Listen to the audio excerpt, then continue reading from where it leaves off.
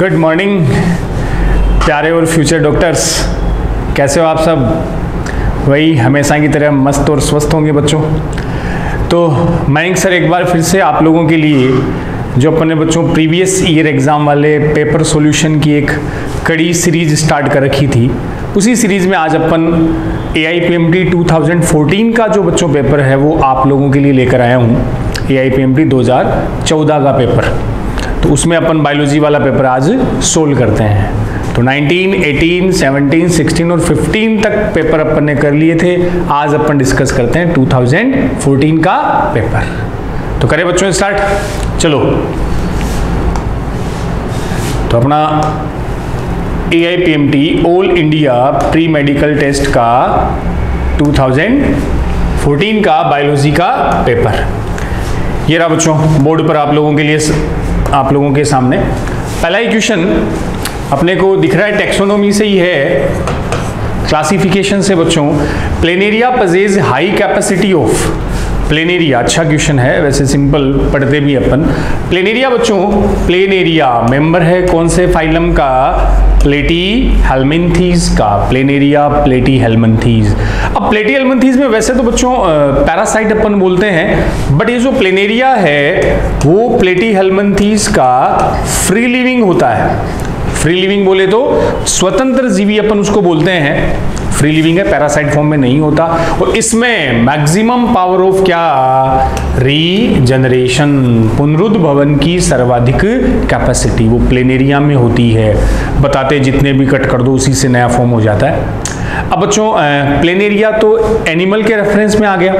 आपसे ऐसे पूछ ले कि भी किस बॉडी के टिश्यू में मैक्सिमम पावर ऑफ रीजनरेशन होता है, तो बॉडी टिश्यू आपके पास 4 होते हैं बच्चों, एपिथेलियल, कनेक्टिव, मस्कुलर और नर्वस। तो सबसे ज्यादा किस में होगा? एपिथेलियल टिश्यू में। सबसे कम लिस्ट की बात आए तो नर्वस टिश्यू में। और ये एनिमल के रेफरेंस में आया तो अपना answer planaria, member of Platyhelminthes, free living उसका मेंबर ही होता है। अल्टरनेशन ऑफ जनरेशन वो मेटाजेनेसिस तो सिलेंट्रेटा में आ गया। बायोलुमिनिसेंस वो लाइट प्रोड्यूसिंग कैपेसिटी वो बच्चों टीनोफोरा के रेफरेंस में। मेटामॉर्फोसिस वो लार्वा से एडल्ट का कन्वर्जन। तो अपना आंसर यहाँ कौन सा गया? 4th। चलें बच्चों आगे, नेक्स्ट क्वेश्चन। बैक्टीरिया से कनेक्टेड भी क्वेश्चन आते हैं हर बार। The motile bacteria are able to move by, ये भी बच्चों ऐसे ही क्वेश्चन कंसेप्ट पे बना हुआ है। बैक्टीरिया की जो मोटिलिटी है, उसकी गतिशीलता, मूवमेंट है, वो किस पर बेस्ड होती है? तो सीधा ही क्वेश्चन है, वो डिपेंड करती है उसके फ्लैजिला पे। पिलाई तो अपन बोलते हैं ना, वो कॉन्जुगेशन मोड ऑफ रिप्रोडक्शन में हेल्पफुल होता है। फिम्ब्री भी अटैचमेंट के लिए वर्ड अपन यूज करते हैं। तो मोटिलिटी में जो काम आने वाली स्ट्रक्चर है वो इसकी फ्लैजिला, ना कि सीढ़िया। क्लियर? चलो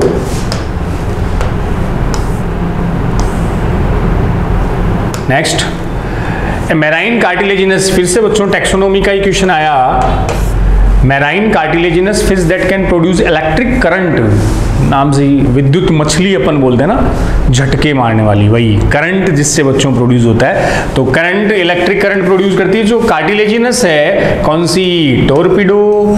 टोरपीडो को बच्चों क्या बोला जाता है? इलेक्ट्रिक रे, विद्युत मछली इसको कहा जाता है, इलेक्ट्रिक फिश भी बोल देते हैं। ट्राइगोन वो अपने स्टिंग रे कहलाती, स्कोलियोडोन को डॉग फिश बोलते हैं अपन। प्रिस्टिस अपने वो शार्कफिश कहलाती है, आरा मछली। तो आंसर टोरपीडो। इसकी बच्चों देखो जो ब्रेंकियल मसल्स होती है, मसल्स से वो क्या प्रोड्यूस करती है? करंट, इलेक्ट्रिक प्रोड्यूस करती है ब्रेंकियल मसल्स से। और टोरपीडो में ही एक और इसका अच्छा फीचर याद रख सकते हो आप, एक ऐसी फिश है बच्चों जिसमें स्केल नहीं होते, शल्क नहीं होते टोरपीडो में। तो ध्यान रखना बच्चों, जो ट्रू फिशेज होती है ना, वास्तविक मछलियां जिनको हम सुपर क्लास स्पाइसीज में रखते हैं, उनमें यूनिक फीचर होता है पेयर्ड फिन्स, युग्मित पखने पाए जाते हैं, जिनको आप पेक्टोरल और पेल्विक फिन बोलते हो। स्केल की जरूरी नहीं है, क्योंकि जैसे टोरपीडो है इसमें स्केल नहीं होता, बट फिर भी एक ट्रू फिश होती है। तो ट्रू फिश का मेन फीचर क्या बताओगे आप? प्रेजेंस ऑफ पेयर्ड फिन्स, युग्मित पखनों की उपस्थिति। वो 2 होते हैं, आगे पेक्टोरल फिन और पीछे पेल्विक फिन। नेक्स्ट बच्चों इवोल्यूशन का जो आपको बताता हूं मैं, हार्डी-विनबर्ग इक्वेशन से कनेक्टेड क्वेश्चन आया है, पूछ लिया जाता है ऐसे भी।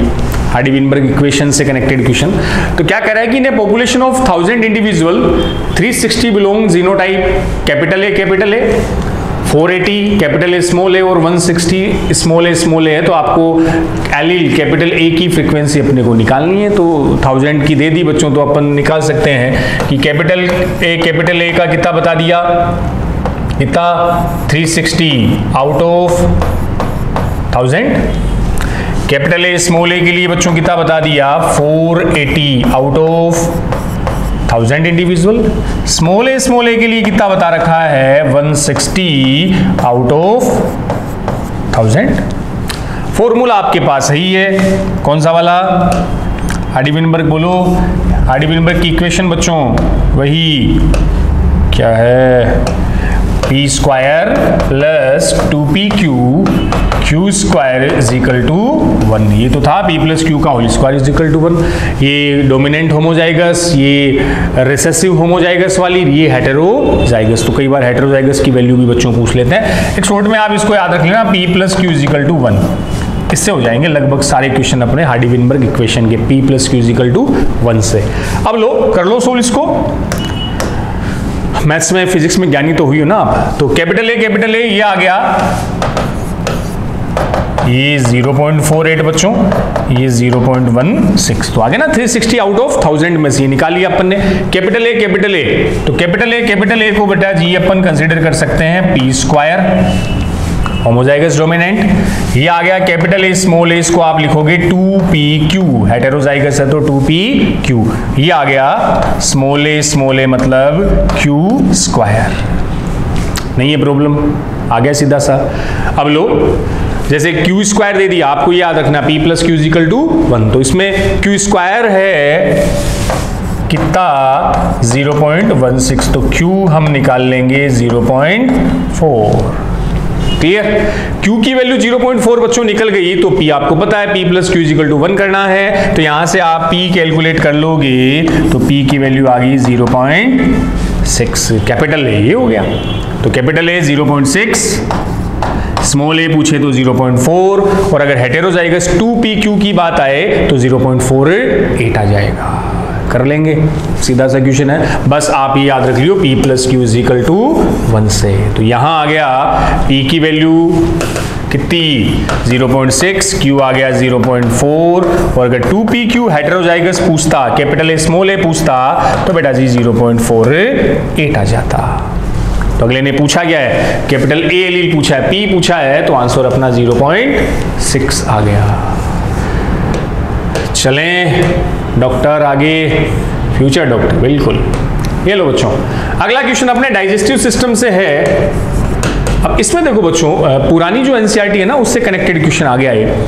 उसमें एक डाइजेशन वाले चैप्टर में एक लाइन दे रखी है, चैप्टर के लास्ट में, कि पहले पुरानी एनसीईआरटी में, मैं इस पे कंसंट्रेट फोकस भी करता हूं बच्चों, ये लाइन ध्यान रख लेना कि some amount fructose and some amino acid reabsorb with sodium ion, reabsorb with help of sodium ion, और इस मेथड के लिए वर्ड आता है फैसिलिटेट ट्रांसपोर्टेशन, सुसाध्य परिवहन अपन बोलते हैं। तो पुरानी जो एनसीईआरटी है उसमें बता रखा है फ्रक्टोज और सम एमिनो एसिड, कुछ amino acid absorb with help of sodium ion, और इस मेथड को नाम दे रखा है फैसिलिटेटेड ट्रांसपोर्टेशन।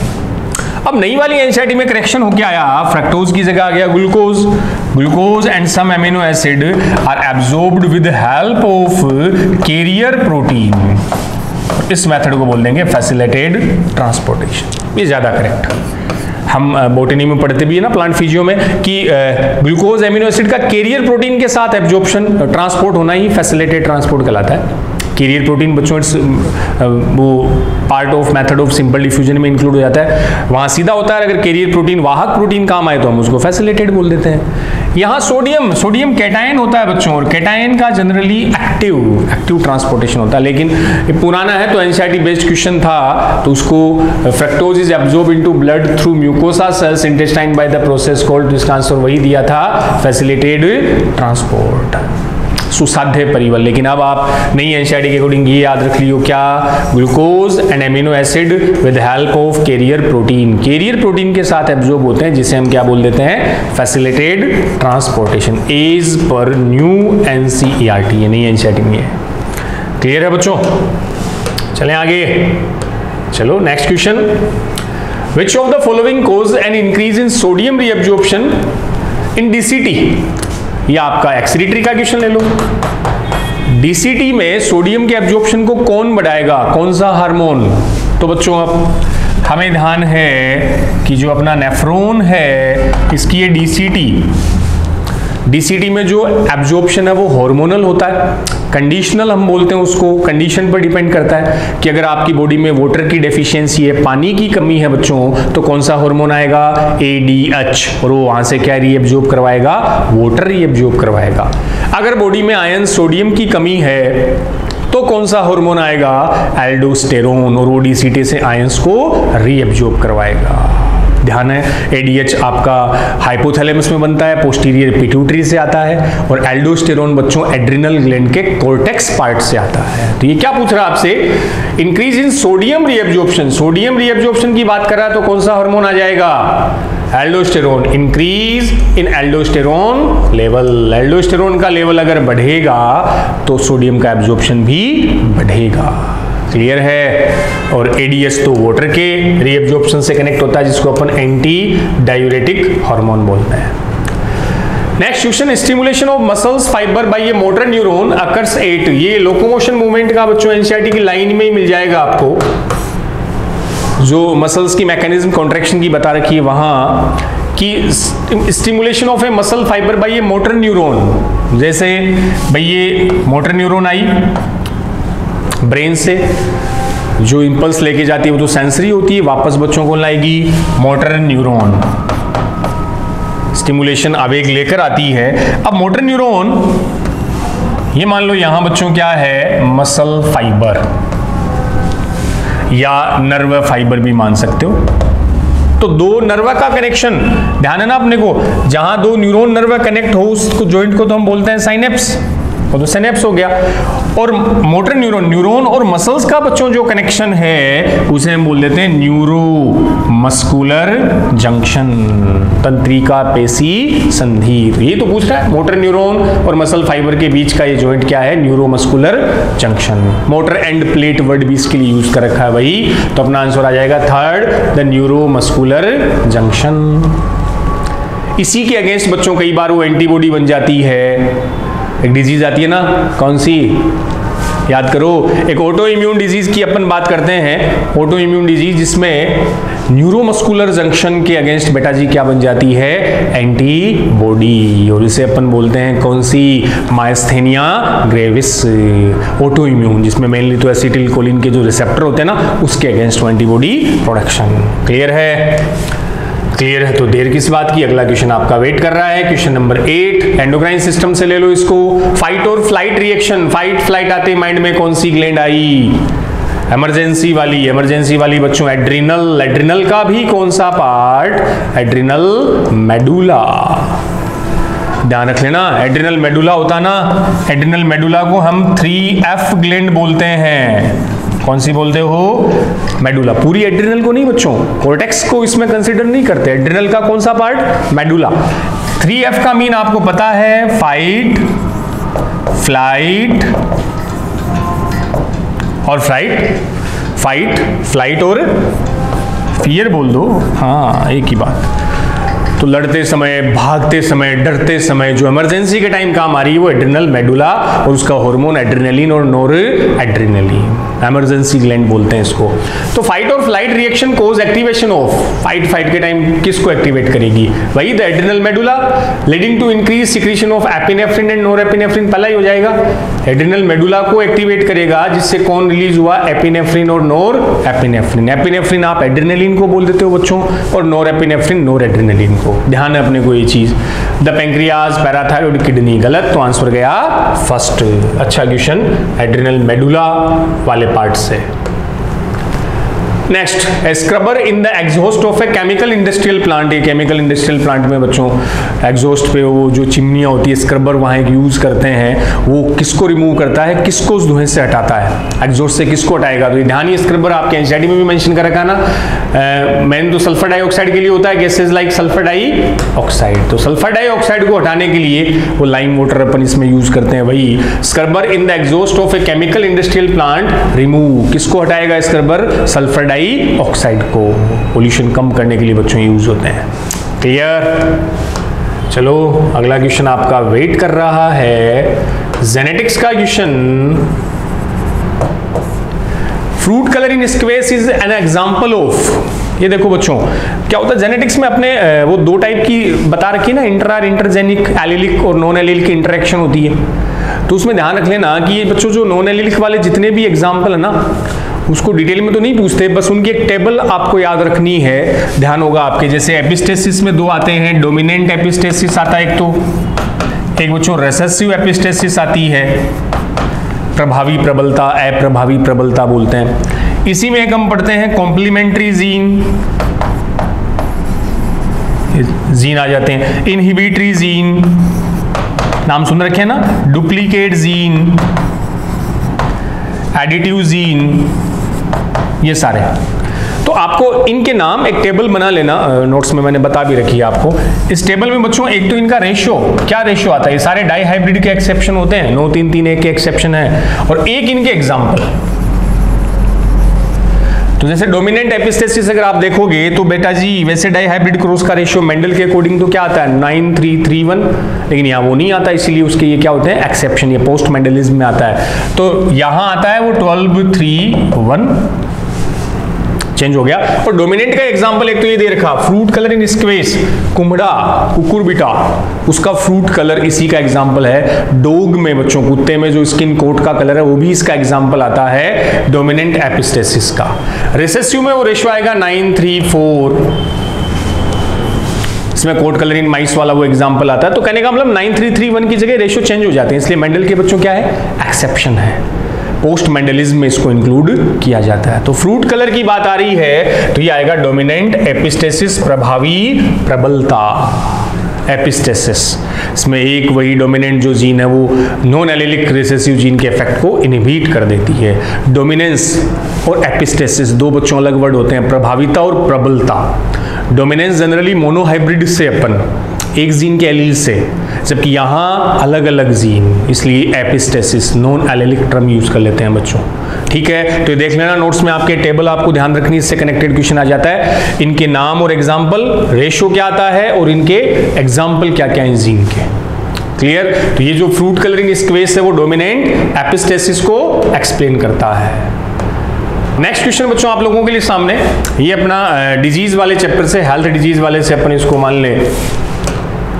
तो क्या पूछ रहा है आपसे, at which stage of HIV infection, AIDS से कनेक्टेड क्वेश्चन है बच्चों। HIV infection does one usually show symptom of AIDS, कि कौन सी स्टेज HIV इन्फेक्शन की किस स्टेज पर एड्स के सिम्टम अपीयर होते हैं। वो तो अपने को पता ना बच्चों कि इन्फेक्शन होते ही उस डिजीज के सिम्टम अपीयर नहीं होते, इन्फेक्शन होने और सिम्टम अपीयर होने के बीच में एक टाइम होता है, टाइम लेग, टाइम ड्यूरेशन होता है, जिसको अपन इंक्यूबेशन पीरियड बोलते हैं, ऊष्मायन काल। अरे वो मलेरिया में पढ़ते हैं अपन कि जैसे ही फीमेल एनाफ्लीज अपने को बाइट करती है, बॉडी में स्पोरोजोइड छोड़ती है, तो छोड़ते ही बच्चों फीवर थोड़ी आता है, वो फिर लीवर से आरबीसी में फिर वो एक टॉक्सिक सब्सटेंस हीमोजोइन पार्टिकल्स बनते हैं, तब जाके वो उसके सिम्टम अपीयर होते हैं।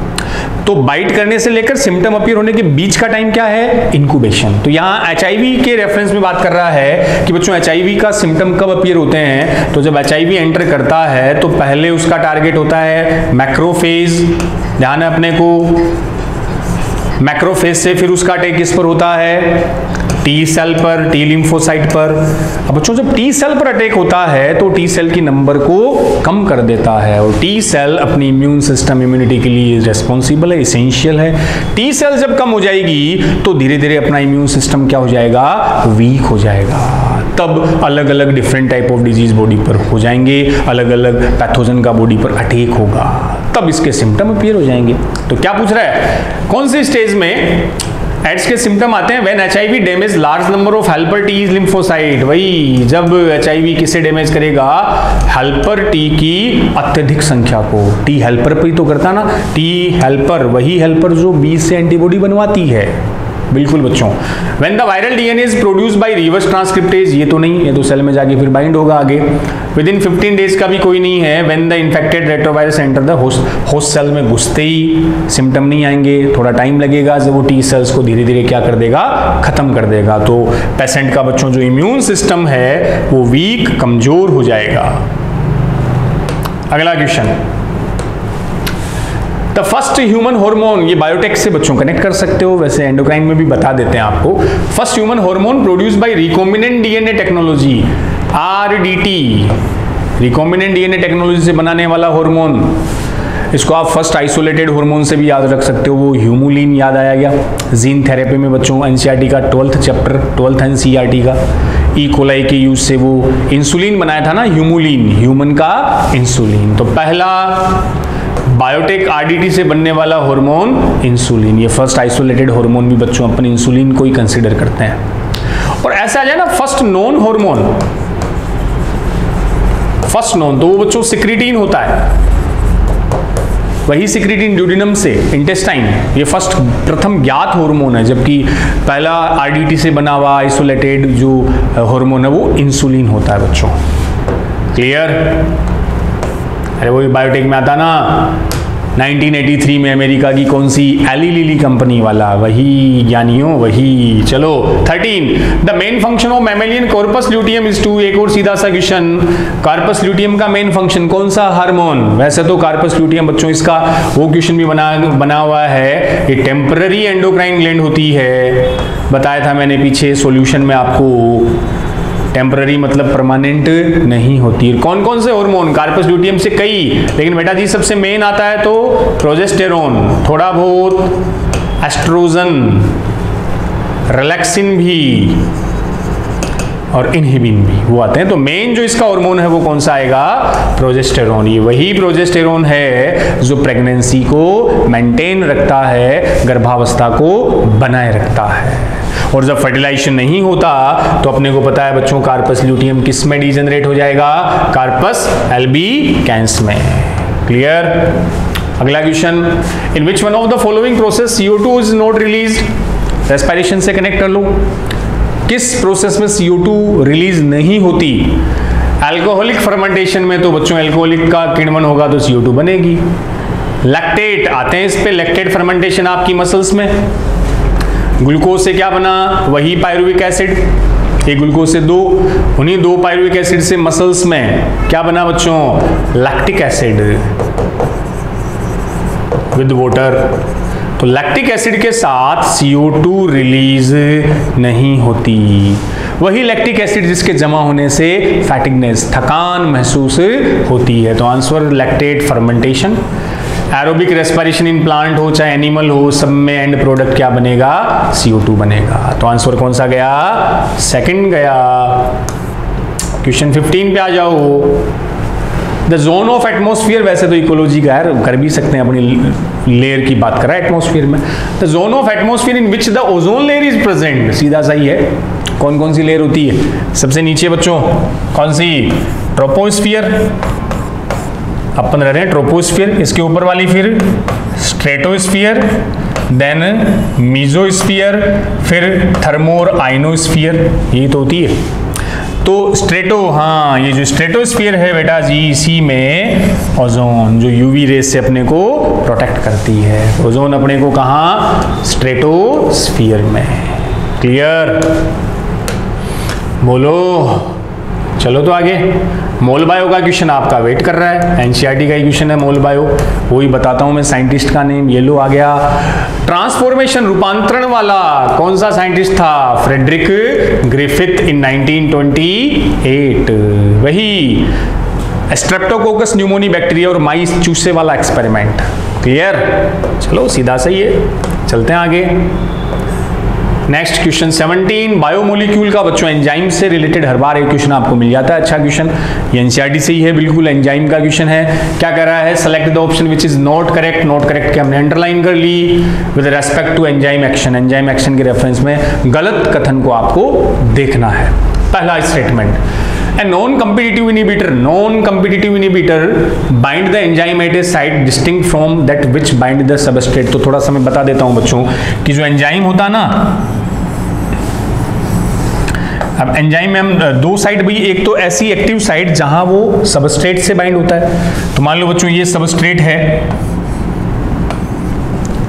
तो सबस्ट्रेट की बाइंड साइड वो एक्टिव साइट है, और इसके अलावा जहां दूसरी साइट है, दूसरे कुछ बाइंड हो, एलोस्टेरिक जिसको बोलते हैं बच्चों। तो नॉन कम्पिटिटिव क्या होते हैं? नॉन कम्पिटिटिव तो वो हो गए ना नॉन कॉम्पिटिटिव, जो सबस्ट्रेट को कंपटीशन नहीं देंगे, प्रतिस्पर्धा नहीं करेंगे। क्यों नहीं करेंगे? क्योंकि नॉन कॉम्पिटिटिव कभी भी सबस्ट्रेट वाली एक्टिव साइट पर बाइंड नहीं होते। इस पर तो हमेशा सबस्ट्रेट ही बाइंड होगा, वो दूसरी जगह बाइंड होते हैं, तो इसलिए इसको यहां कोई कंपटीशन नहीं मिलता। लेकिन आपको ध्यान है कंपटीटिव वाले केस में बच्चों क्या होता है कि जो सबस्ट्रेट है और अदर देन सबस्ट्रेट है, दोनों कहां जुड़ेंगे? सेम साइट पर, उसी एक्टिव साइट पर। तो दोनों एंजाइम की एक ही जगह जुड़ते हैं, इसलिए ये जो है वो सबस्ट्रेट को कंपटीशन देगा, इसलिए इसको क्या बोल देंगे? Competitive inhibitor. क्लियर? तो दोनों के जुड़ने की साइट हमेशा सेम होती है, जबकि नॉन कंपटीटिव में साइट अलग अलग होगी। तो पहला स्टेटमेंट क्या है? यही तो कह रहा है कि non competitive inhibitor bind the enzyme eight A site distinct from that which bind the substrate. Substrate bind होने की दूसरी जगह। ये देख लो हिंदी में, एक अप्रतिस्पर्धात्मक संबंध एंजाइम के उस स्थल से जुड़ता है जो क्रियाधार के जुड़ने के स्थल से भिन्न होता है। सही है ये। आगे हम लिखेंगे स्टेटमेंट कैसा है? ट्रू। ऐसे सोल्व किया करो, हर स्टेटमेंट के आगे लिख लिया करो कि ट्रू है या फॉल्स है। Malonate is a competitive inhibitor of succinic dehydrogenase. ठीक है, सक्सिनिक डीहाइड्रोजिनेज तो एंजाइम हो गया, उससे सक्सिनेट और मेलोनेट दो सबस्ट्रेट हो गए और दोनों एक ही जगह जुड़ते हैं बच्चों। एक जगह जुड़ते हैं तो उसका क्या हो जाएगा? कंपिटिटिव हो जाएगा। सही है। तो malonate is competitive inhibitor of succinic dehydrogenase. True statement हुआ। Substrate bind with enzyme at its active site. सही है। सबस्ट्रेट एंजाइम की कौन सी सतह पे जुड़ेगा? सक्रिय एक्टिव साइट पर जुड़ता है। तीनों सही हो गए तो चौथा गलत होना ही है। क्या बात है, दिमाग आप में। हाँ, addition of lot of succinate doesn't reverse the inhibition of succinic dehydrogenase by malonate.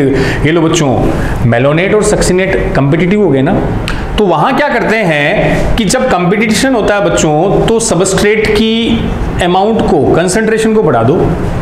तो हमने इस सक्सिनेट की कंसंट्रेशन अगर बढ़ा दें तो एक्टिव साइट पे जुड़ने के चांसेस भी इसके बढ़ जाएंगे, क्योंकि इसे मेलोनेट क्या दे रहा है? कंपटीशन दे रहा है। तो अपने मेन सबस्ट्रेट की अमाउंट को हम क्या कर दें? बढ़ा दें। तो क्या है? Action addition of lot of succinate. अगर सक्सिनेट के एडिशन को हमने बढ़ा दिया, doesn't reverse the inhibition of succinic dehydrogenase. Malonate doesn't नहीं होगा, नोट की वजह से गलत हो गया, वो मेलोनेट को रिवर्स कर देगा, कर ही देगा। उसकी अगर अमाउंट बढ़ गई तो उसके जुड़ने के चांस भी बढ़ जाएंगे। तो उस नोट की वजह से बेटा जी ये स्टेटमेंट हो गया फॉल्स, इनकरेक्ट। तो अपना आंसर गया फोर्थ। बिल्कुल आपको एनसीईआरटी में मिलेगा, एंजाइम वाले, बायोमोलिक्यूल वाले चैप्टर में बच्चों।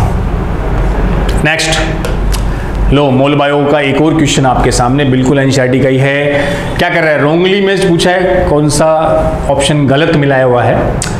रिप्रेशर प्रोटीन, संदमक प्रोटीन बच्चों bind to operator to stop yellow. Operon से कनेक्टेड क्वेश्चन आ गया। ओपेरोन का एक लेक्चर भी बना रहा हूँ, ओपेरोन का क्लास आपको एक मिल जाएगी बच्चों। इसमें इनहिबिटर हो गया, प्रमोटर आता है, ऑपरेटर आता है, फिर वो स्ट्रक्चरल जीन। ओपेरोन से क्वेश्चन आ गया। इनहिबिटर से हमेशा वो एक रिप्रेशर प्रोटीन बनती है जो किससे बाइंड होती है? इस ऑपरेटर से। अगर वो इंड्यूसर लैक्टोज नहीं हो तब वो स्विच ऑन स्विच ऑफ आपको पता है। तो repressor protein bind to operator to stop enzyme synthesis. बिल्कुल, ये रिप्रेशर जो प्रोटीन है बच्चों, ये ऑपरेटर से तो बाइंड हुई, इससे बाइंड होगी तो आगे एंजाइम का सिंथेसाइज नहीं होगा, ट्रांसक्रिप्शन को रोक देगी। ट्रू है स्टेटमेंट। ओपेरोन में स्ट्रक्चरल जीन, ऑपरेटर और प्रमोटर आता है। ट्रू है। ये एक ओपेरोन है, डीएनए का सेगमेंट बच्चों, इसमें स्ट्रक्चरल जीन है ZYA, सही है। इसमें ऑपरेटर है O, प्रमोटर P प्रेजेंट है, बिल्कुल। Transcription, writing information from DNA to tRNA. Transcription बच्चों अनुलेखन में क्या होता है? डीएनए जो है उसकी इंफॉर्मेशन से, डीएनए अपनी इंफॉर्मेशन किसको देता है? एमआरएनए को, ना कि टीआरएनए को। टीआरएनए की वजह से स्टेटमेंट हो गया फॉल्स, यहां एमआरएनए आना था। Translation using information in mRNA to make protein. बिल्कुल, एमआरएनए से आगे प्रोटीन बनना वही क्या था? ट्रांसलेशन। तो अपना आंसर बेटा जी क्या गया? थर्ड गया, जो गलत मिलाया हुआ है। चलो आगे, ये लो रिसेप्टर आई का क्वेश्चन, आई से कनेक्टेड क्वेश्चन आ रहे हैं बच्चों हर साल एक। विच one of the following statements is not correct? फिर लो नॉट करेक्ट पूछा है। नॉट करेक्ट का मतलब इनकरेक्ट, ये भी ध्यान रख लेना, लिख सकते हो पास में अगर नॉट करेक्ट का मीन इनकरेक्ट की बात करा ताकि कंफ्यूज ना हो अपन। Retinal is a derivative vitamin C. लो पहला ही दिख रहा आपको, विटामिन सी का थोड़ी होता है, विटामिन ए का डेरिवेटिव होता है, रेटिनोल का डेरिवेटिव होता है रेटिनल, सीधा ही हो गया। अगला देख लो फिर भी, rhodopsin is the purplish red protein present in rod cell, ठीक है। Retinal is the light absorbing portion of visual photopigment, सही है। In retina the rod have the photopigment rhodopsin while cone have different photopigment, उसमें वो आयोडोप्सिन वो अपने साइनोलेब क्लोरोलेब अलग अलग होते हैं ना बच्चों, सारे स्टेटमेंट। तो पहला इसका हो गया गलत, सीधा ही आंसर फर्स्ट आ गया। नेक्स्ट, हाँ ये थोड़ा सा सस्पिशियस क्वेश्चन था कि during which phase of cell cycle, लेकिन बच्चों सेल डिवीजन में ये अमाउंट से कनेक्टेड क्वेश्चन बन रहे हैं, देख लो। Amount of DNA in a cell remains at 4C level if the initial amount is denoted is 2C। तो वही आपकी फेजेज है, ग्रोथ फेज, सिंथेसिस फेज और ग्रोथ 2 फेज। तो अपने को पता है अभी सिंथेसिस में तो होगा, अगर 2C है तो यहाँ डीएनए सिंथेसाइज होकर डबल हो जाएगा। तो जो ग्रोथ फेज है यहाँ उस डीएनए की अमाउंट कितनी रहेगी, डबल। अगर 2C आपने इनिशियल वैल्यू ली है तो यहाँ तक आते आते वो 4C हो जाएगा। और जो मियोसिस है बच्चों, माइटोटिक ये जो phase I M phase, M phase में तो वही दोनों आ गए। तो इसमें 4C भी कुछ कंडीशन स्टेजेस में मिल सकती है और 2C भी मिल सकती है, दोनों मिल सकती है ना हैप्लोइड दोनों में। तो 2C भी मिल सकती है और 4C भी। तो दोनों अगर एक साथ पूछते तब आप एम फेज बता सकते थे, लेकिन इसने क्या पूछा है, रिमेन्स एट 4C लेवल, केवल 4C लेवल की बात कर रहा है। तो वो अपने को कहां मिलेगी, G2 में। S के बाद वो डबल हो जाती है S में, लेकिन S अकेला नहीं है, वो G1 के साथ दे रखा है, इसलिए क्या हो गया, गलत। तो इसमें आंसर अपना फर्स्ट। कुछ में G2 और M वाला भी दे रखा था बच्चों, बाकी मोर प्रॉपर करेक्ट तो यही रहेगा, G2 में उसकी अमाउंट डबल, 2C से 4C। क्लियर, चलें आगे। फिर से एक टेक्सोनोमी का क्वेश्चन आपके सामने बोर्ड पे है। Select the taxon mention that represent both marine and fresh water species, कि कौन से टेक्सोन में स्वच्छ जलीय और समुद्री मीठे खारे पानी दोनों के जीव एग्जाम्पल आपके सामने है। तो मैं छोटा सा बच्चों आपको बता देता हूं कि एक्सक्लूसिवली मैराइन, ओनली मैराइन, इसमें आप 4 याद रख लेना बस। ये जो 4 है वो सारे केवल एक्सक्लूसिवली केवल समुद्री होते हैं, फ्रेश वाटर में नहीं मिलते। कौन कौन से, सबसे पहले मैंने लिखा सी से टीनोफोरा, ध्यान ही है exclusively marine, only sexual reproduction. Ctenophora के बाद बच्चों एक याद रख लेना, इकाइनोडर्मेटा, हेमिकोर्डेटा और प्रोटोकोर्डेटा।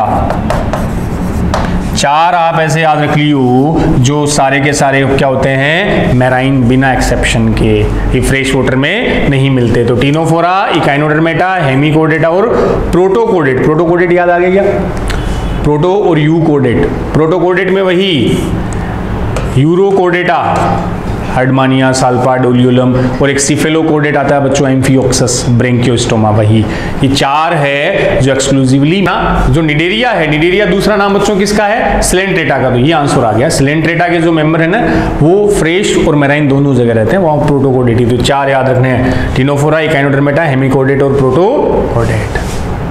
सिफेलो में वो आते हैं कौन, पेट्रोमाइजोन और मिक्सिन। तो वो तो फिर भी माइग्रेशन करती है ना, इसलिए मिसप्रिंट है, ये इसमें था ना। तो कर लेंगे, चलो फिर नेक्स्ट क्वेश्चन। हेलो, फिर टैक्सोनॉमी किंगडम का 5 kingdom system of classification suggested by Robert Whittaker is not based on. Robert Whittaker ने जो बच्चों पंच जगत 5 किंगडम कंसेप्ट दिया था वो किस पर बेस्ड नहीं था। मोड ऑफ न्यूट्रिशन तो लिए थे, ऑटोट्रॉफ हेटेरोट्रॉफ यूज किया था, पोषण के प्रकार तो उसका था। कॉम्प्लेक्सिटी ऑफ बॉडी ऑर्गेनाइजेशन भी लिया था, यूनिसेलुलर, मल्टी सेलुलर, अलग अलग टिश्यू लेवल, वो सब बताए थे। प्रेजेंस और absence of A well defined nucleus, इसने न्यूक्लियस वाला जो कैरेक्टर है वो यूज नहीं किया था। मोड ऑफ रिप्रोडक्शन, जनन के प्रकार भी इसने यूज किए थे। तो थर्ड आ जाएगा, वेल डिफाइंड न्यूक्लियस के बेस पर उसने क्लासिफिकेशन नहीं किया था। क्लियर, मतलब ये बेस उसने यूज अपने क्लासिफिकेशन में नहीं किया। फिर से बोर्ड पे बच्चों मोल बायो का क्वेश्चन आपके सामने है। Select the correct option, direction of RNA synthesis. देख लो, सीधी सी बात है, चाहे डीएनए हो या आरएनए, बच्चों याद रखना हमेशा सिंथेसाइज कौन सी डायरेक्शन में होगा, 5 to 3 होगा। टेम्पलेट डीएनए स्ट्रैंड, ये लो डीएनए के डबल स्ट्रैंड है, एक 3 to 5, दूसरा 5 to 3। 3 to 5 वाला कौन बच्चों, टेम्पलेट। 5 to 3 वाला कोडिंग। तो देख लो, इधर तो आरएनए सिंथेसाइज हमेशा 5 to 3 होगा, लेकिन टेम्पलेट 5 to 3 नहीं है, ये 5 to 3 और 3 to 5, तो आंसर आ गया थर्ड। क्लियर? तो डीएनए आरएनए हमेशा सिंथेसाइज होते हैं 5 to 3 डायरेक्शन में। ये लो, ये टेक्सोनोमी सर आपकी इकोलॉजी में दे रखा है, ये पूरा पाई डायग्राम उसी से कनेक्टेड क्वेश्चन आ गया। बता रहा है सबसे ज्यादा, वैसे आपको पता ही ना बच्चों, ये सबसे ज्यादा इंसेक्ट ही होते हैं ना, सबसे ज्यादा species on earth insect. Arthropoda में भी कौन? इंसेक्ट। 70% के लमसम ये बताते हैं। सेकंड लार्जेस्ट की बात आई तो बच्चों आर्थ्रोपोडा के बाद सेकंड नंबर पे कौन सा फाइलम है? मोलस्का आता है। देन आर्थ्रोपोडा की एक अलग से क्लास है क्रस्टेशिया, इसी सीक्वेंस में। तो सबसे पहले ए जो है सबसे बड़ा, वो देख लो इंसेक्ट आ रहा है, ये रहा। बी सी डी हालांकि इसने इक्वली दे दिए, बाकी बी फिर उससे छोटा सी और डी। तो बी आ गया बच्चों मोलस्का, कहाँ है देखो ये रहा सेकंड मोलस्का, सी क्रस्टेशिया, फिर अदर एनिमल। तो आंसर आ गया इसमें सेकंड। क्रस्टेशिया भी आर्थ्रोपोड ही होते हैं बच्चों, ये क्लास है इनकी। N analysis of chromosomal DNA, ये मोलबायो से कनेक्ट कर सकते हो, बायोटेक से भी कर सकते हो। An analysis of chromosomal DNA using the southern hybridization technique doesn't use southern blotting। मोलबायो में दे रखा डीएनए फिंगरप्रिंटिंग वाला। फिंगरप्रिंटिंग की बच्चों अलग अलग स्टेप दे रखी है ना, पहले उस डीएनए को आइसोलेट करते हैं, फिर वो कट करते हैं, देन जेल इलेक्ट्रोफोरेसिस से सेपरेट करते हैं, फिर प्रोब के साथ उसे हाइब्रिडाइज करते हैं, देन ऑटो रेडियोग्राफी वगैरह था ना। तो सदर्न ब्लोट में डीएनए के लिए बच्चों जो टेक्निक आती है ना वो सदर्न ब्लोटिंग, आरएनए के लिए आप बोलते हो नॉर्दर्न ब्लोटिंग, प्रोटीन के लिए वेस्टर्न ब्लोटिंग। ध्यान है आपको ये चीज। तो सदर्न ब्लोटिंग जो हाइब्रिडाइजेशन है बच्चों, इसमें ऑटो रेडियोग्राफी तो होती है, एक्सरे से वो बैंड आते हैं, इलेक्ट्रोफोरेसिस भी, जेल इलेक्ट्रोफोरेसिस साइज के अकॉर्डिंग सेपरेट करते हैं। ब्लोटिंग वो नाइलोन नाइट्रोसेलुलोज पर उस डीएनए को डालते हैं तो वो जो जेल है वो एब्जॉर्ब हो जाएगा, वो ब्लोटिंग कहलाती है। पीसीआर इसमें कहीं यूज नहीं किया जाता। पीसीआर तो स्टार्टिंग में यूज होता है जब कोई सस्पिशियस अपन को डीएनए अपने को मिल गया, उस डीएनए को एम्पलीफाई करना, उसके अमाउंट को बढ़ाना है, तब क्या यूज करते हैं अपन? Polymerase chain reaction. तो सदर्न ब्लोट में कहीं पीसीआर टर्म यूज नहीं करते। क्लियर है? चलो क्लियर है तो देर किस बात की। 26 एनसीईआरटी का हेल्थ डिजीज वाला चैप्टर में डायग्राम दे रखा है आपको। तो एनसीईआरटी का है, किसका डायग्राम है ये? दतूरा। और दतूरा की प्रॉपर्टी बच्चों हैलुसिनोजन, दतूरा, एट्रोपा, बेलाडोना, एलएसडी, हाँ कोडेन नहीं कोकेन, वो जो बनती है उससे, ये सब हैलुसिनोजेनिक होते हैं, विभ्रम उत्पन्न करते हैं। तो दतूरा है और दतूरा हैलुसिनोजन, भ्रम उत्पन्न करेगा, भ्रम की स्थिति। हैलुसिनोजन, एट्रोपा, बेलाडोना, दतूरा, एलएसडी आता ना लाइसर्जिक एसिड डाइएथिलेमाइड, जो एक अर्गट फंजाई का प्रोडक्ट होता है, भ्रम की स्थिति उत्पन्न कर देगा वही। चलें, ये लो रिप्रोडक्टिव हेल्थ, जिससे हर बार 2 क्वेश्चन तो आपको मिलेंगे ही मिलेंगे। 4th chapter of 12th NCERT. Assisted reproductive technology, ART में IVF involve transfer of. IVF बच्चों हमेशा इन विट्रो होगा, इन विवो नहीं, इन विट्रो होगा। विट्रो का मतलब बॉडी के बाहर लेबोरेटरी में। तो इन विट्रो में क्या करते हैं? फर्टिलाइजेशन, वो टेस्ट ट्यूब में फर्टिलाइजेशन हुआ। अब 8 ब्लास्टोम ईयर तक है तब तो उसको जिफ्ट बोला था, जाइगोट, इंट्रा फैलोपियन ट्रांसफर। इससे ज्यादा है तब बच्चों इंट्रा यूटेराइन ट्रांसफर। तो देख लो कहाँ है, जाइगोट इनटू यूट्रस गलत, फैलोपियन ट्यूब में होगा। Embryo with 16 blastomere into fallopian tube गलत, ये यूट्रस में होगा। ये आ गया 4 जाइगोट इनटू फैलोपियन ट्यूब, और इसी को हम बोलते हैं जिफ्ट। सीधा सही है। चलो आगे। Select the correct option describing gonadotropin activity in normal pregnant female. Endocrine से या एम्ब्रियोलॉजी से कनेक्ट कर लो। नॉर्मल फीमेल में गोनेडोट्रोपिन हार्मोन की एक्टिविटी की बात कर रहा है। गोनेडोट्रोपिन बच्चों 2 हार्मोन एफएसएच और एलएच, इन्हीं को गोनेडोट्रोपिन हार्मोन बोलते हैं ना, एफएसएच और एलएच को। तो हाई लेवल ऑफ एचसीजी, हाँ प्रेगनेंसी में ये भी ध्यान रख लेना, जो कार्पस ल्यूटियम है ना बच्चों, कार्पस ल्यूटियम भी बता रहे थे, जो क्या रिलीज करता है? प्रोजेस्टेरोन और एस्ट्रोजन। अब प्रेगनेंसी में प्रोजेस्टेरोन एस्ट्रोजन दोनों की रिक्वायरमेंट होती है, अलग अलग रोल है, बाकी मेन तो प्रोजेस्टेरोन का है, लेकिन दोनों काम आते हैं। ये दोनों आ रहे हैं कार्पस ल्यूटियम से, प्लेसेंटा से भी आते हैं, but initial 3 to 4 month of pregnancy corpus luteum से, देन प्लेसेंटा से। ध्यान है ना ये चीज। अब इस कार्पस लूटियम को बच्चों बनाए रखने के लिए 2 हार्मोन, काम की चीज बता रहा हूं, सुन लेना। Corpus luteum maintain by LH और HCG, ये दोनों जो हार्मोन है वो इस कार्पस लूटियम को बनाए रखने में सहायक है। और कार्पस लूटियम जब तक बना रहेगा तब तक प्रोजेस्टेरोन और एस्ट्रोजन आता रहेगा। और ये हार्मोन किससे रिलेटेड है, किससे बनाए रखेंगे, प्रेगनेंसी को। एक देना तो मेन रोल प्रोजेस्टेरोन का है। अब LH देखो, LH तो बच्चों प्रेगनेंसी फर्टिलाइजेशन से पहले बनाए रखता है, ल्यूटिनाइजिंग हार्मोन। अब अगर फर्टिलाइजेशन हो गया, प्रेगनेंसी आ गई, तो अपने को पता है मेंस्ट्रुअल साइकिल तो बंद हो गई, अब LH का कोई काम नहीं। तो अगर यहां दिया इसने नॉर्मल प्रेग्नेंट फीमेल में बनाए रखने का काम है HCG का, ह्यूमन कोरियोनिक गोनेडोट्रोपिक हार्मोन। हाँ, प्लेसेंटा से, ट्रोफोब्लास्ट से आता है ये हार्मोन, ये कार्पस लूटियम को बनाए रखेगा प्रेग्नेंट। नॉन प्रेग्नेंट में पूछे नॉर्मल कंडीशन में तब बनाए कौन रखता है, LH। अब ये बना रहेगा तो ये दोनों आएंगे जिससे प्रेगनेंसी बनी रहेगी। तो ये तो पूछ रहा है gonadotropic hormone FSH LH activity ने नॉर्मल प्रेग्नेंट फीमेल क्या करता है, high level of HCG stimulate the synthesis of oestrogen progesterone, पहले ही आ गया। अगर HCG का लेवल बढ़ेगा तो कार्पस लूटियम बनाए रखेगा, ये बना रखेगा तो इनकी अमाउंट भी बढ़ेगी। बस high level of HCG stimulate the thickening of endometrium हो गया, तो आंसर आ गया इसमें फर्स्ट। ध्यान रख लेना बच्चों, इंपॉर्टेंट फैक्ट है। चलो नेक्स्ट, फिर से रिप्रोडक्टिव हेल्थ का क्वेश्चन है। Tubectomy is a method of sterilisation. Tubectomy नाम से ही किसे कट और लाइगेट करना, फीमेल में फेलोपियन ट्यूब को। और अगर वास डेफरेंस की बात आए तो vasectomy, small part of vas deferens is removed और टाइड अप, गलत है। यूट्रस इज रिमूव, गलत। Small part of the fallopian tube is removed और टाइड अप, हटा दिया जाता है, उसको बांध दिया जाता है, सीधा ये। चलो रिप्रोडक्टिव हेल्थ का दूसरा क्वेश्चन मिल गया आपको। ये लो, ब्लड ग्रुप सर्कुलेटरी सिस्टम का question. Person with blood group AB is considered as universal recipient because AB को हम बच्चों सार्वत्रिक ग्राही बोलते हैं, क्यों? और O यूनिवर्सल डोनर होता है, ध्यान ही है। तो AB बच्चों ABO, ये जो अपन ब्लड ग्रुप डिटरमाइन करते हैं ना, वो एंटीजन के बेस पर ही करते हैं। एंटीजन जो आपको मिलते हैं RBC की सरफेस पे। तो AB ब्लड ग्रुप वो हुआ जिसमें RBC की सरफेस पर एंटीजन AB होगा और एंटीजन BB होगा। तो दोनों एंटीजन है, इसलिए ब्लड ग्रुप कौन सा है, AB।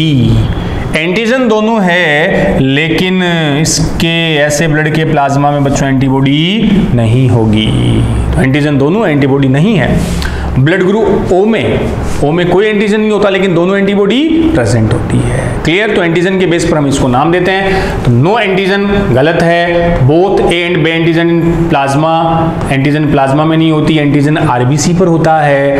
Both A and B antigen on RBC but no antibody in plasma.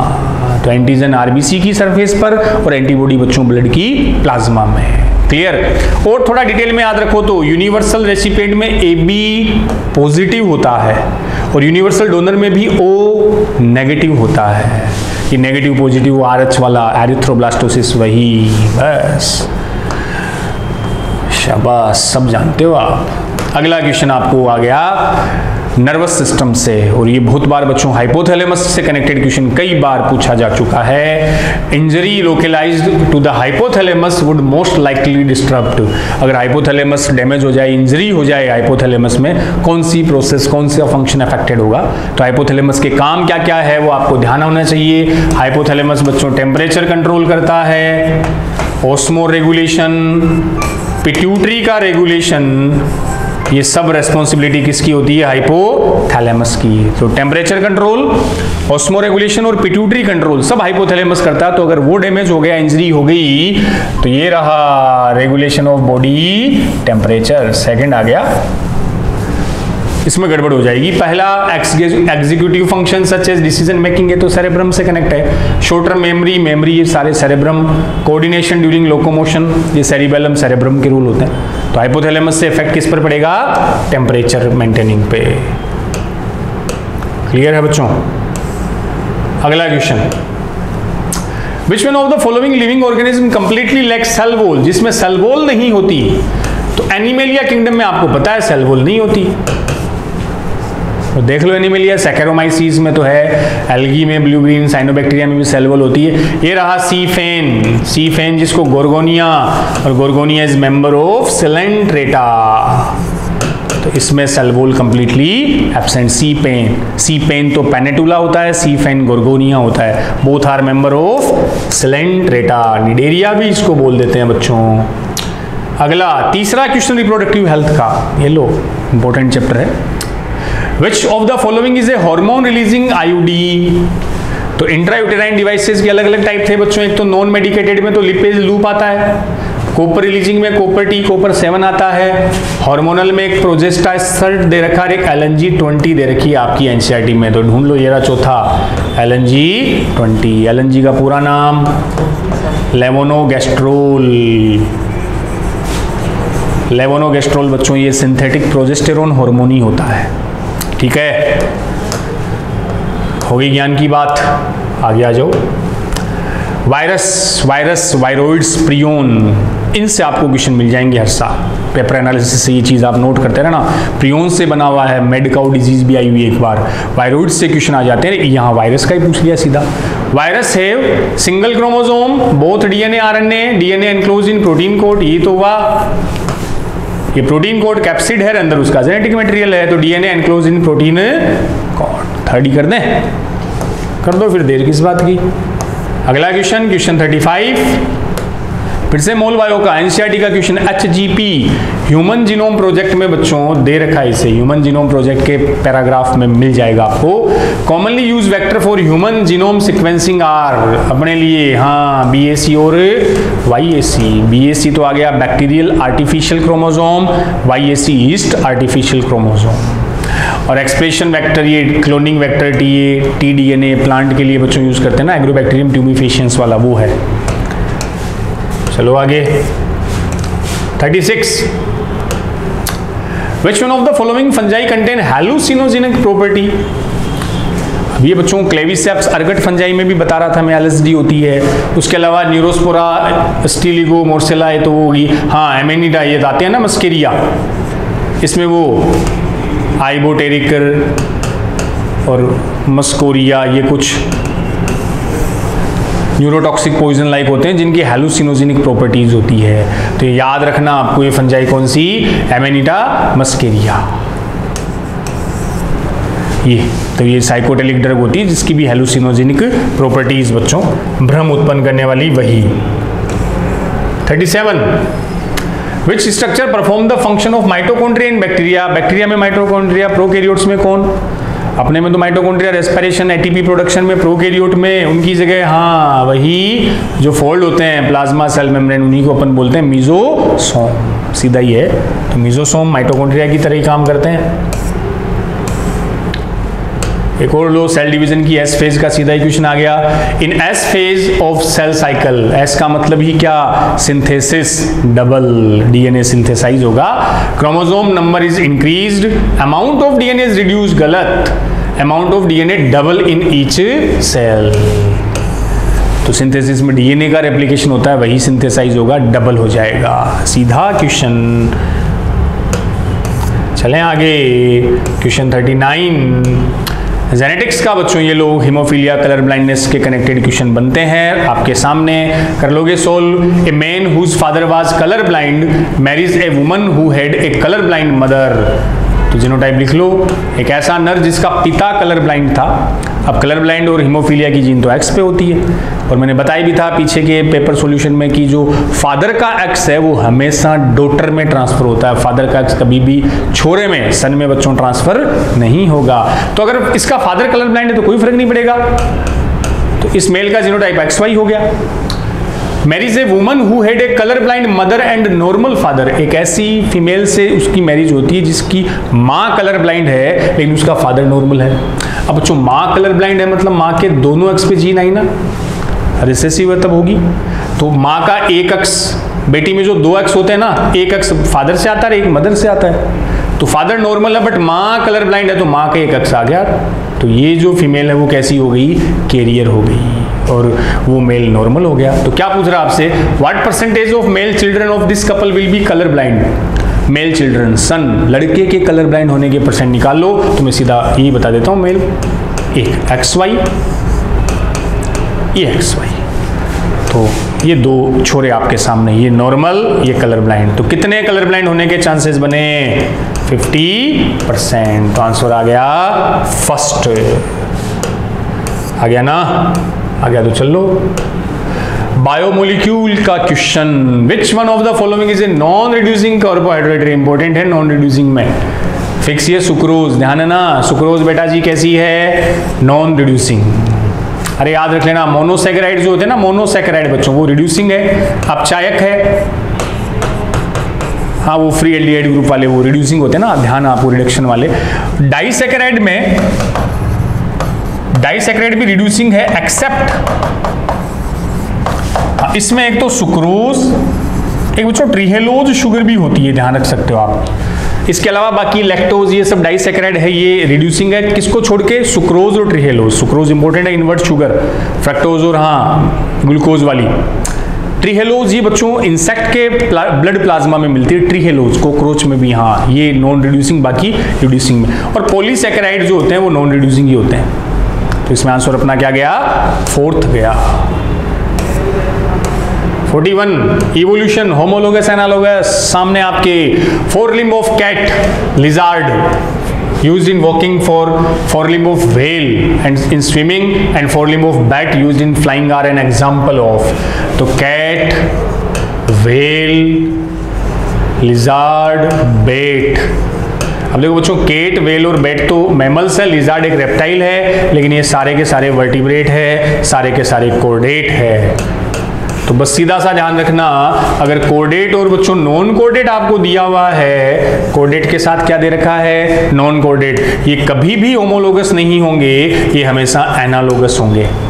Non coded coded का ओरिजिन कभी सेम नहीं होता, एक में नोटोकोड होती है, एक में नहीं होती, ओरिजिन सेम नहीं है तो एनालोगस, ओरिजिन सेम है तो होमोलोगस। आपको ओरिजिन ही देखना है सबसे पहले, फंक्शन में मत जाना, ओरिजिन के बेस पर ही आंसर देना है। तो कोडेड नॉन कोडेड है बेटा जी, तो हमेशा एनालोगस होंगे। यहाँ ये सारे कोडेड वर्टिब्रेट है, केट, वेल, लिजार्ड, बैट, तो ऑल वर्टिब्रेट्स, ऑल कोडेड, तो ओरिजिन सेम है तो होमोलोगस। अब इसमें ऐसे भी दिमाग ये भी लगा सकते हो दूसरे तरीके से, कन्वर्जेंट एनालोगस तो एक ही बात हुई ना, इसी से होता है, तो दोनों तो आंसर हो नहीं सकते, तो आंसर हो गया होमोलोगस फर्स्ट। क्लियर? लो सेल बायो का अगला question, match the following and select the correct, सीधे इमेज करने। सेंट्रियोल, सेंट्रियोल मिला लो, कहाँ है, इनफोल्डिंग थाइलेट, हाँ बेसल बॉडी ऑफ सीलिया और फ्लेजिला। तो सीलिया मोटाइल होते हैं ना बच्चों, सीलिया की ये बेसल बॉडी, बेसल ग्रेन्यूल, इसी में सेंट्रियोल, हाँ एक्टिन प्रोटीन भी होती है, मूवमेंट उसी से। क्लोरोफिल, क्लोरोफिल में थाइलेकोइड आ गए। Cristae, infolding of mitochondria, cristae भी कई बार पूछा है, माइटोकॉन्ड्रिया की इनर मेम्ब्रेन की इनफोल्डिंग से क्या बने, क्रिस्टी। और राइबोजाइम न्यूक्लिक एसिड, ये वो आरएनए कैटलिस्ट वाला एंजाइम, 23S आरआरएनए, ये वैसे भी पूछ लिया था, मिला लेना। चलो आपके भरोसे छोड़ रहा हूँ। 43rd डाइजेस्टिव का initial step in the digestion of milk in human is carried out by. अब देखो बच्चों, ये जो ह्यूमन के रेफरेंस में है, वैसे मिल्क को कर्ड में कन्वर्ट करने वाला एंजाइम रेनिन ही होता है, जिसको अपन काइमोसिन भी बोलते हैं, है ना। अब वैसे रेनिन होता है ना, जिसकी इंपॉर्टेंट, रेनिन की मेन अमाउंट इन्फेंट स्टेज में होती है मेनली, बट ह्यूमन में कंप्लीटली एब्सेंट नहीं होता, एडल्ट स्टेज में ये प्रेजेंट रहता है, माइन्यूट या इन्फेंट के कंपेयर कम क्वांटिटीज में। बाकी मिल्क से कनेक्टेड आए ना, तो अपना आंसर मेनली ही क्या जाएगा, रेनिन जाएगा, डबल एन वाला रेनिन, क्योंकि सिंगल एन वाला रेनिन तो हाँ किडनी वाला क्या हो जाएगा, हार्मोन हो जाएगा। तो कर्डलिंग एंजाइम भी बोलते हैं, काइमोसिन भी बोलते हैं, वो रेनिन आ गया। लाइपेज तो फैट लिपिड वाला आ गया। The shared terminal duct of the reproductive and urinary system in the human male is, human male में बच्चों इसको आप चाहे एक्सक्रीटरी से जोड़ सकते हो, चाहे आप इसको रिप्रोडक्शन से जोड़ सकते हो। ह्यूमन मेल में अपने को पता है कि जो यूरिथ्रा होता है, अब यूरिथ्रा से यूरिन तो जाएगा ही जाएगा, इसी से बच्चों स्पर्म सीमेन भी पास होता है, ध्यान आया। इसलिए यूरिथ्रा को मेल में यूरिनो जेनाइटल डक्ट या ट्रैक्ट भी कहा जाता है, मूत्र जनन मार्ग। एक ही कॉमन पाथ होता है, उसी से यूरिन, उसी से स्पर्म और सीमेन वीर्य ट्रांसपोर्ट होते हैं, इसलिए यूरिनोजेनाइटल। जबकि फीमेल में ये वाला वर्ड यूज नहीं करते। अरे वो उस चैप्टर वाला भी डायग्राम मान लो, जैसे ये ब्लेडर आ गया, ये एक्सटर्नल जेनाइटलिया पेनिस। अब इसमें बच्चों ये वास डेफरेंस, इसका सोलन पार्ट, एम्पुला, फिर सेमिनल वेसाइकल, इजेकुलेटरी डक्ट और ये यूरिथ्रा। तो इससे यूरिन और सीमेन दोनों ट्रांसपोर्ट होते हैं, इसलिए आंसर इसका यूरिथ्रा। देखो वास डेफरेंस और वास डिफरेंशिया से तो बच्चों केवल स्पर्म जाएंगे, यूरिन नहीं आएगा।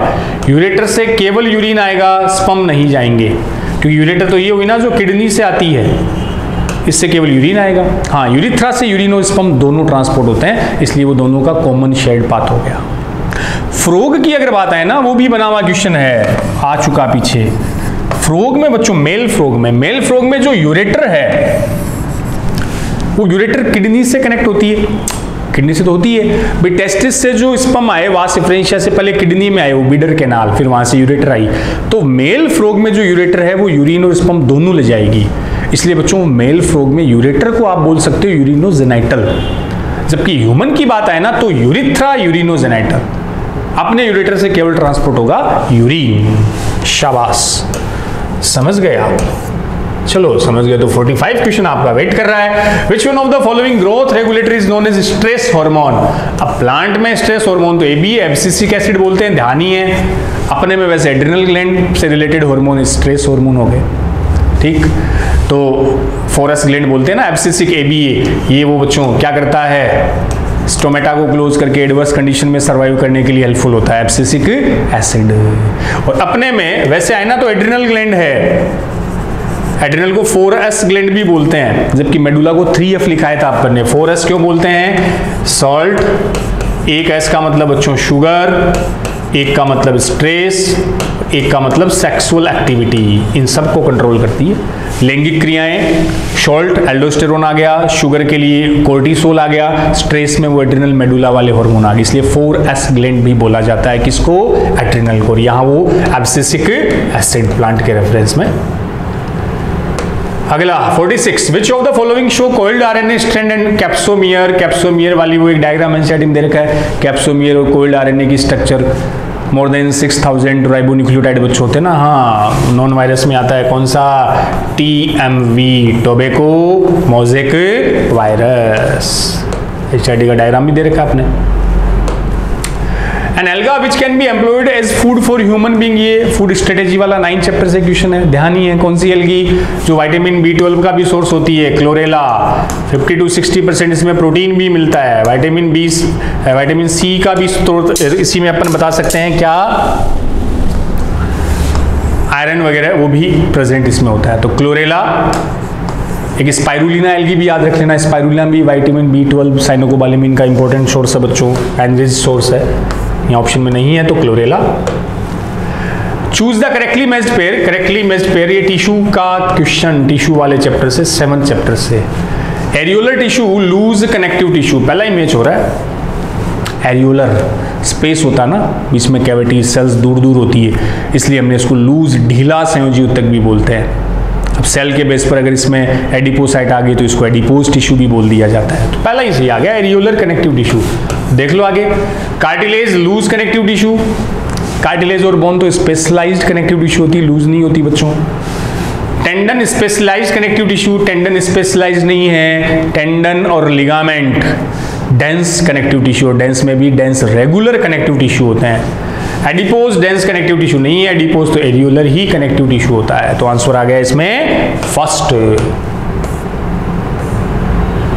49, फिर से इवोल्यूशन का वही होमोलोगस एनालोगस का क्वेश्चन 2 बार पूछ लिया, हार्डी विनबर्ग का भी आ गया था। इवोल्यूशन का तीसरा क्वेश्चन आपके सामने है बच्चों।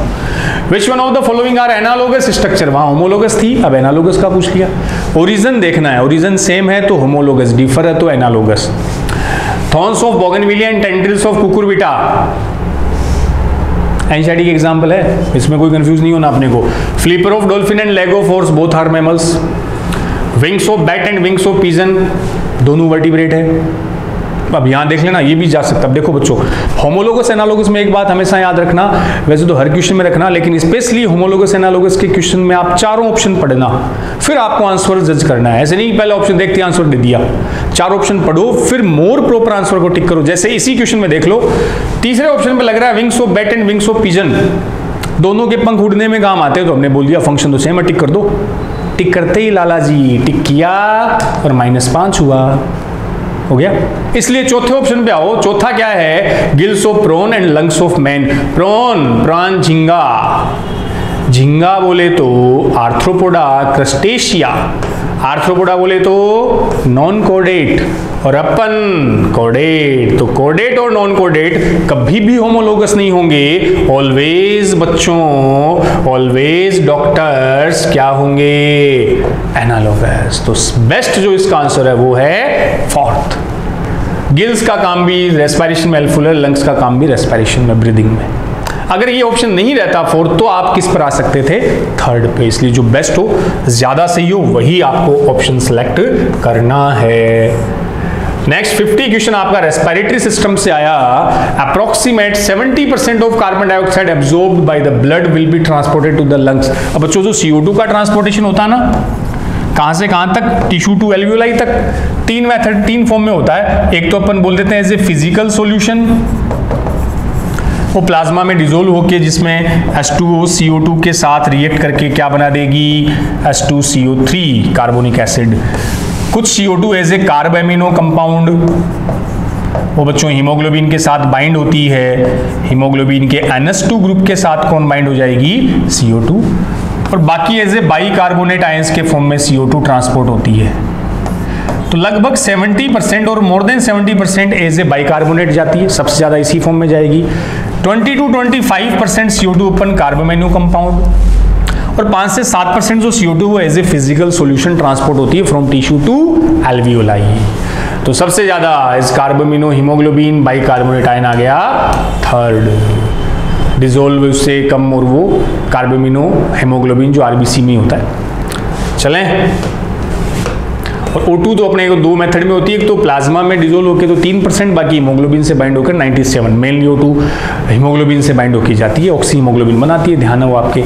The osmotic expansion of a cell kept in water is chiefly regulated by, वही सेल को ऑस्मोटिक में रखा, फूलना, ट्रिगर प्रेशर वगैरह, वही फूलना, पिचकना, हाइपर हाइपोटोनिक से कनेक्टेड। तो उसकी शेप को और बच्चों इसको मेंटेन करने का काम वही वैक्यूल्स ही करती है ना।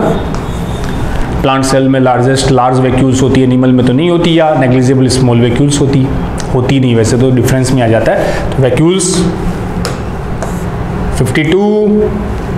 फिर से टिश्यू से कनेक्टेड क्वेश्चन मान लें इसको। एक और एग्जाम्पल आ गया, चाहे नर्वस, उससे आप एक्सक्रीटरी से कनेक्ट कर लो। Choose the correctly matched pair, correct match ढूंढना है। Tubular part of nephron, cuboidal epithelium, यही आ गया बच्चों। जो आपका नेफ्रॉन है ना, उसको याद रख लेना, ये नेफ्रॉन में Bowman capsule, BC Bowman capsule है, हाँ बोमन कैप्सूल, और लूप ऑफ हेनले की कौन सी limb? Descending limb of Henle's loop, ये वाली। इन दो को, बोमन कैप्सूल और बच्चों descending limb of Henle's loop में सिंपल स्क्वामस एपिथेलियम, सरल सल्काकार उपकला। बाकी में कौन है? PCT आई, असेंडिंग लिम्ब आई, DCT आई, इन सब में cuboidal epithelium, simple cuboidal epithelium. ये दो सिंपल स्क्वेमस याद रख लो, बाकी में क्यूबोइडल। तो PCT DCT इसके ट्यूबुलर पार्ट हो गए, नलिका रूपी भाग है, नाम ही क्या है? Proximal convoluted tubule. तो tubular part of nephron like PCT और DCT में कौन है? क्यूबोइडल है, सही है पहला ही। और देख लो आगे एग्जांपल, ध्यान रहे आपको। Inner surface of bronchiole NCERT में ही है, bronchi bronchioles, respiratory tract. Squamous epithelium गलत हुआ बच्चों, ब्रोंकियोल्स में होती है सिलिएटेड एपिथेलियम, इसमें सीलिया लगे रहते हैं, इसीलिए कोई डस्ट पार्टिकल आएगा तो बाहर भेज देंगे। Inner lining of salivary gland, duct. तो बच्चों जो जितनी भी ग्लैंड्स होती है ना, कोई भी ग्लैंड हो, उसमें जनरली कौन सी एपिथेलियम रखनी है आपको? क्यूबोइडल। ग्लैंड्स में कौन सी? Cuboidal. Most surface of buccal cavity याद रख लेना, non keratinised stratified squamous epithelium. वैसे तो मेन आपको टिश्यू वाले चैप्टर में सिंपल स्क्वेमस के और क्यूबोइडल के एग्जांपल याद रखने, वही मेन इंपॉर्टेंट है। स्क्वेमस के बता दूं मैं, कान खुले हैं ना। स्क्वेमस में दो तो ये आगे बॉमन कैप्सूल और डिसेंडिंग लूप ऑफ हेलनेस लूप, इसके अलावा एल्वियोलाई, वो ब्लड वेसल्स, क्योंकि स्क्वेमस बच्चों में डिफ्यूजन में काम आती है, तो एल्वियोलाई और ब्लड वेसल्स के बीच O2 CO2 का ट्रांसपोर्टेशन होगा, डिफ्यूजन। तो एल्वियोलाई, ब्लड वेसल्स के एंडोथीलियम, बॉमन कैप्सूल और डिसेंडिंग लिम्ब, ये आप एक पेरिटोनियम मेसोथीलियम भी याद रख सकते हो, पैराइटल विसरल पेरिटोनियम अपन बोलते हैं। क्यूबॉइडल बच्चों ये part PCT DCT ascending limb, तीन तो नेफ्रॉन के आगे। एक क्यूबॉइडल याद रख लेना जी से जर्मिनल एपिथीलियम, टेस्टिस ओवेरी में होती है ना जहां स्पर्म ओवम बनते हैं, पीजीसी जननिक उपकला। एक जी से याद रख लेना ग्लैंड्स, ग्रंथियां, उनमें सिंपल क्यूबॉइडल एपिथीलियम, कंपाउंड भी बाकी क्यूबॉइडल ही मिलेगी। ठीक, चलो आगे। नेक्स्ट क्वेश्चन 53 जेनेटिक्स का क्वेश्चन है। Human female with Turner syndrome, Turner का 44 plus X0, total number of chromosome 45, तो इस फीमेल में एक X क्रोमोसोम कम होता है। एग्जिबिट मेल कैरेक्टर गलत, is able to produce children with normal husband गलत, ये तो स्टेराइल होती है, बंधे होती है। Has 45 chromosome with X0, correct हो गया। Has one additional X chromosome आएगा तब तो बच्चों क्लाइनफेल्टर हो जाएगा। और सुपर फीमेल भी, हाँ वो क्लाइनफेल्टर तो उस केस में क्या, सुनो फिर, अगर 44 प्लस XXX है, फीमेल में एडिशनल आता है तो सुपर फीमेल, और मेल में बच्चों एक एक्स्ट्रा X आ गया तो वो क्लाइनफेल्टर सिंड्रोम। हाँ चलें आगे। बायोटेक आपके सामने, द एंजाइम रिकॉम्बिनेज, बायोटेक से कनेक्ट कर लो, चाहे इसको सेल बायो से कर लो, चाहे जेनेटिक्स से, कहीं भी आता है। रिकॉम्बिनेज का मतलब, वैसे तो क्रॉसिंग ओवर जेनेटिक्स में ले लो इसको, रिकॉम्बिनेशन पुनर्योजन, क्रॉसिंग ओवर, तो रिकॉम्बिनेशन से कौन सा एंजाइम बन गया, रिकॉम्बिनेज, एज पीछे लगा हुआ तो एंजाइम है। तो रिकॉम्बिनेशन बच्चों क्रॉसिंग ओवर कौन सी फेज में, वैसे भी क्वेश्चन बन जाता है वो बहुत बार, पैकाइटिन है, आपको ध्यान है। तो क्रॉसिंग ओवर रिकॉम्बिनेशन पैकाइटिन में होगा तो उसी टाइम ये एंजाइम काम आएगा, रिकॉम्बिनेज। ठीक है, इसमें एंडोन्यूक्लियेज और एक लाइगेज दो होते हैं, कट करने वाला और जोड़ने वाला।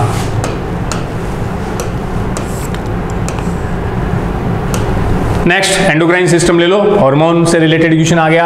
Identify the hormone with correct पूछा है, ढूंढो।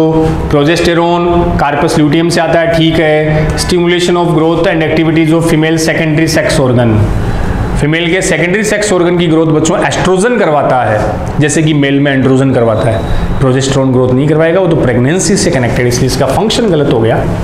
Atrial natriuretic factor ANF important heart वाला, वेंट्रिकुलर वॉल, ए का मतलब ही बच्चों एट्रियल है, तो एट्रियल का मतलब आलिंद से आएगा, ना कि वेंट्रिकल निलयों से, गलत हो गया। ऑक्सीटोसिन पोस्टीरियर पिट्यूटरी, ठीक है। Growth and maintenance of memory gland, ठीक है क्या। पहली बात, ऑक्सीटोसिन का सोर्स पिट्यूटरी नहीं होता, कहाँ बनता है, हाइपोथैलेमस, पिट्यूटरी तक तो आएगा, फिर वहां से आगे रिलीज होगा, इस बेस पे इसको भी। और मेमोरी ग्लैंड में वैसे बच्चों प्रोलैक्टिन का रोल सिंथेसाइज मिल्क और मेंटेन में वो रहता है। मिलेटोनिन पीनियल ग्लैंड, ठीक है, regulate the normal rhythm of sleep wake cycle, ये लो।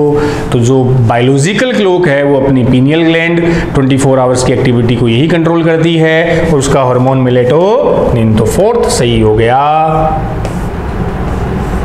अगला क्वेश्चन, A solid linear cytoskeleton cell bio का elements having a diameter of 6 nanometre, 6 to 8 nanometre के लमसम बच्चों यहाँ से समझ में आ जाएगा। Single type of monomers known as कौन, माइक्रोफिलामेंट, इन्हीं में वो एक्टिन प्रोटीन वगैरह होती है, माइक्रोफिलामेंट्स बोलते हैं। ट्यूब्यूलिन सेलार्स, तो 6 और 8 नैनोमीटर के लमसम है तो माइक्रो अल्ट्रा माइक्रोस्कोपिक स्ट्रक्चर होती है बच्चों, वही साइटोस्केलेटन में इनका रोल रहता है ना। फिर से हार्मोन और हार्ट वाला सर्कुलेटरी को मिला के क्वेश्चन पूछा गया है। How do parasympathetic neural signal affect the working of heart, तो बच्चों सिंपैथेटिक और पैरासिम्पैथेटिक आपको ध्यान है, दोनों के फंक्शन एक दूसरे के एंटी होते हैं। सिंपैथेटिक से अगर सिग्नल आएगा तो हार्ट बीट बढ़ेगी, और पैरासिम्पैथेटिक से सिग्नल आया तो अपनी हार्ट बीट कम होगी। हार्ट बीट का कम होना तो कहलाता है ब्रेडिकार्डिया, और हार्ट बीट का बढ़ना बच्चों मेडिकल में बोलते हैं टेकीकार्डिया, दो टर्म्स भी याद रख सकते हो। तो पैरासिम्पैथेटिक हार्ट बीट को कम करेगा, जैसे अपन भागते हैं, भागते समय बच्चों हार्ट बीट फास्ट हो गई, उसके लिए सिग्नल आए सिंपैथेटिक से, कम करने का रोल पैरासिम्पैथेटिक का। तो देख लो बोथ हार्ट रेट और कार्डिक आउटपुट इंक्रीज करेगा, गलत। हार्ट रेट को डिक्रीज करेगा, कार्डिक आउटपुट पर मिनट, हार्ट से कितना ब्लड बाहर आ रहा है, वेंट्रिकल से कितना ब्लड बाहर आ रहा है पर minute in each ventricle, from each ventricle, तो वो कार्डिक आउटपुट हो गया ना, निकास दर। और आउटपुट बच्चों, कार्डिक आउटपुट का फॉर्मूला था हार्ट बीट को मल्टीप्लाई करते हैं स्ट्रोक वॉल्यूम से। तो अगर आप भागोगे तो आपकी हार्ट बीट बढ़ेगी, हार्ट बीट बढ़ेगी तो बच्चों ब्लड भी ज़्यादा आएगा ना, तो हार्ट बीट बढ़ते ही कार्डिक आउटपुट भी बढ़ेगी, दोनों बढ़ेंगे या तो दोनों कम होंगे। तो ये कह रहा है कि हार्ट बीट तो कम हो रही है बट कार्डिक आउटपुट बढ़ रहा है, गलत हुआ ना। Reduce both heart rate and cardiac, दोनों ही कम हो जाएगी। तो पैरासिम्पैथेटिक से आते हैं तो दोनों कम होती है, सिंपैथेटिक से आएगा दोनों बढ़ जाएगी। क्लियर। और वो केमिकल भी याद रख लेना, पैरासिम्पैथेटिक से कौन सा केमिकल आता है जो हार्ट बीट को कम करेगा, एसिटाइल कोलिन।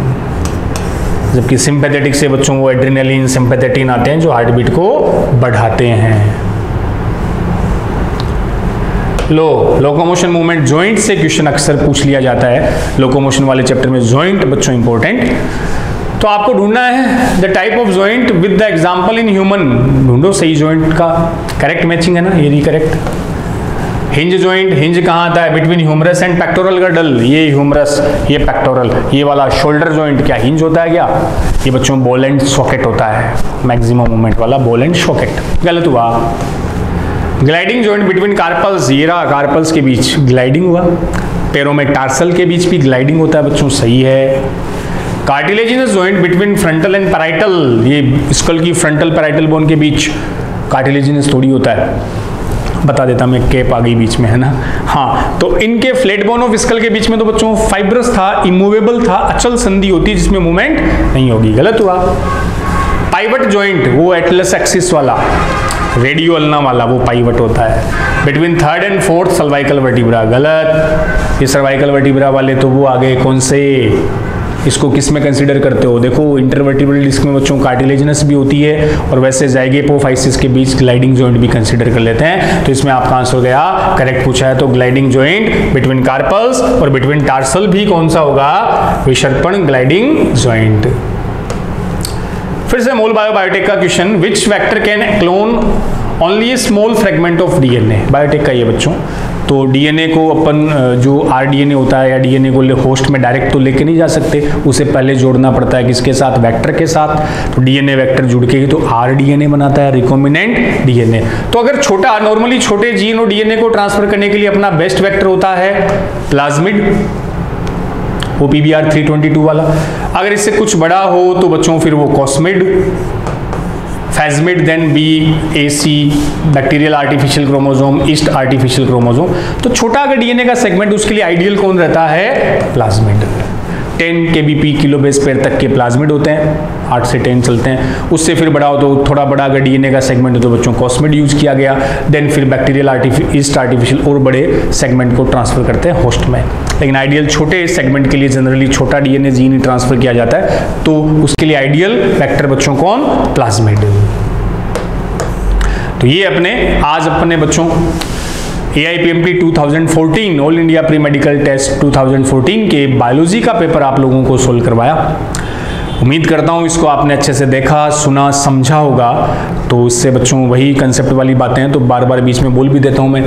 कुछ कंसेप्ट जो आपको लग रहा है ना पीछे वाले पेपर में भी आ रहे हैं, तो रिपीटिशन से लग रहा है। बहुत सारे टॉपिक के, हर चैप्टर के अपने को इंपॉर्टेंट टॉपिक खुद ही माइंड में क्लियर हो रहे हैं कि हाँ यार इस चैप्टर का ये वाला क्वेश्चन सर पहले भी बता रहे थे, इस कंसेप्ट का क्वेश्चन पहले भी पेपर में आया है। तो अपने को आइडिया लग जाता है कि हाँ यार ये इंपॉर्टेंट पॉइंट है, यहाँ से क्वेश्चन पूछने के चांसेस बाकी के कंपेयर ज़्यादा है। तो ये अपना मेन मोटो है कि आपको बस आइडिया लग जाए और उस क्वेश्चन से रिलेटेड बच्चों कंसेप्ट अपना क्या हो जाए, क्लियर हो जाए, ताकि जो सिली मिस्टेक के चांसेस है वो कम हो जाए, एक्यूरेसी बढ़ जाए। तो लगे हुए ना ऑनेस्टली, एक वो बच्चे बोलते हैं सर पेपर होगा नहीं, पोस्टपोन होगा, ये चीज़ें अभी अपने माइंड में नहीं लानी। इन चीज़ों से हम डिस्टर्ब होते हैं, डिस्ट्रैक्ट होते हैं। आपके माइंड में फिक्स है 13 सितंबर, बस उसी के लिए हम प्रिपरेशन कर रहे हैं। आगे होगा नहीं होगा छोड़ो उन चीज़ों को, हम मान के चले होगा और होना ही है, तो उसी के लिए लग जाओ। फालतू ये बातें, क्योंकि कुछ होते हैं ऐसे अनसोशल एलिमेंट जो बताते हैं कि नहीं होगा यार, वो हो गया यार, वैसे होगा, पेपर तो होना ही नहीं है, क्यों पढ़ रहा है, छोड़ दो पढ़ना यार। मेरा ड्रीम है, मेरे पेरेंट्स का ड्रीम है, डॉक्टर बनना ही है बस, तो मेरा टारगेट फिक्स है। हो नहीं उससे मतलब नहीं, मैं मेरी मेहनत कर रहा हूँ, ऑनेस्टली ईमानदारी से कर रहा हूँ। तो वही बच्चों, भगवान जी अच्छों के साथ अच्छा ही करते हैं। मिलते हैं अगले लेक्चर में, एक नए पेपर के साथ आप लोगों के सामने आऊँगा बच्चों। तब तक के लिए वही, मस्त रहें, पढ़ाई में व्यस्त रहें, स्वस्थ रहें। Thank you. जय हिंद, जय भारत।